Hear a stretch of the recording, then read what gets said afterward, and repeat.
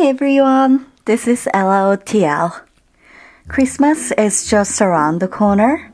Some of you may be planning holiday dinners, and I wanted to share how you can make this easy croquembouche today. Croquembouche means crunch in the mouth. It's a French dessert that looks like a pyramid. It's made of bite-sized cream puffs held together with caramelized sugar. Yum, right? I like having it for Christmas because it looks like a Christmas tree. Some people use this cake for their wedding, and it's easy to see why, because it is beautiful. You can make cream puffs from scratch, but today I'm going to use store-bought cream puffs. All I'm going to do is to make caramel sauce to hold the cream puffs in place. I'll also use some chocolate and shredded coconut to decorate it. But they are totally optional. I thought about calling this lazy croquembouche, but I don't think that's quite it. You might have a really busy day, and if you're making this, I wouldn't call you lazy. You're going an extra mile there, right? Maybe you've never baked anything before, so if you try this, you're stepping out of your comfort zone. Or maybe you just don't feel like making cream puffs. That's okay too. I made a few mistakes here and there, so I'll share tips how you can avoid them. For ingredients, you need sugar, parchment paper, measuring cups, 2 forks, and 32 store-bought cream puffs. I found them in the grocery store and they are in the freezer in bakery section. Mix 2 cups of sugar and 2/3 cup of water and put the pot on high heat. Stir it until the sugar dissolves and stop stirring when it starts to boil. When it starts to go golden, remove from heat. While caramel is boiling, let's decorate cream puffs with chocolate.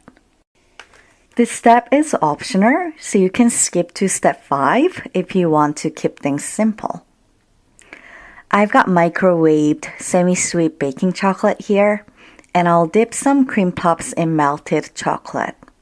When I did this, I did coconut and chocolate at the same time, and it kind of got messy. The coconut puffs don't need as much time to set as the chocolate ones do, so I recommend dipping chocolate ones first, let them set, and then move on to the coconut puffs with chocolate-free hands. This step is optional as well. To make sugar wet, caramel sauce has to be hot. Be careful not to burn yourself. Line your table with parchment paper. Those dark fluffs are chocolate, by the way. I just dropped them. Hold 2 forks in one hand. Dip them in caramel. And drizzle it over the parchment paper. Wave it back and forth to make long and thin threads. I think when I made this, the caramel has already begun to harden. If I do this again, I would reheat the caramel over low heat. It would be much easier. This step is optional as well, so you can skip to the next step if you don't want to decorate cream puffs. Dip cream puffs in caramel and coat it with shredded coconut. I think coconut makes them look like snowballs. I started to assemble cream puffs on the plate. I think it would be easier to do it on a parchment paper and then move it to the plate once it's all set. Carefully dip a cream puff in caramel sauce and transfer it to a plate or a parchment paper. Make a ring and layer it to form a pyramid shape. Again, if your caramel begins to harden, reheat it over low heat. You can be creative here. I alternated between different cream puffs, like the chocolate and coconut one. As you can see, chocolate-coated puffs were messy to work with. It's because I didn't give it enough time for chocolate to set. I was making this after work and I didn't want to be late for my yoga class. Once you're done, you can wrap it with the angel's hair or sugar wrap, however you want to call it. You can also drizzle caramel over the croquembouche. And I'm going to say it again, if your caramel begins to harden, reheat it.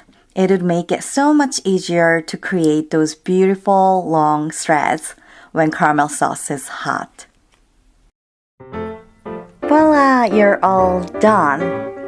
This isn't a cake that you'd make a night before. You'd make it like an hour before serving it because cream puffs are sensitive to moisture. After my yoga class, I got to finally try it.